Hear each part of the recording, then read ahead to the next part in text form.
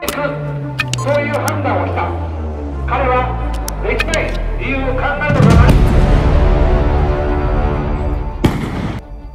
Syederalun diketahui shotgun berjenis pistol yang dipakai untuk menembak mantan Perdana Menteri Jepang Shinzo Abe pada pukul 11.30 waktu Jepang 8 Juli 2022 adalah senjata api rakitan. Dan pelaku merupakan mantan pasukan bela diri marinir atau MSDF Jepang selama 3 tahun sebagai anggota.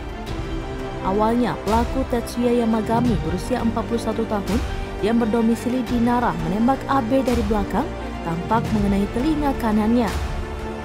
Selanjutnya tembakan kedua mengenai dada kirinya dan diduga mengenai bagian dekat jantungnya sehingga Abe langsung tersungkur ketika tembakan kedua kalinya. Dua tenaga medis wanita memberikan pernafasan buatan bahkan juga segera mencarikan alat khusus untuk membangkitkan kembali detak jantungnya.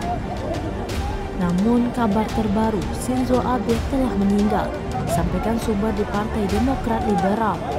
Pelaku mengaku beda ideologi dengan Abe dan mengaku pula kepada polisi untuk membunuh Abe.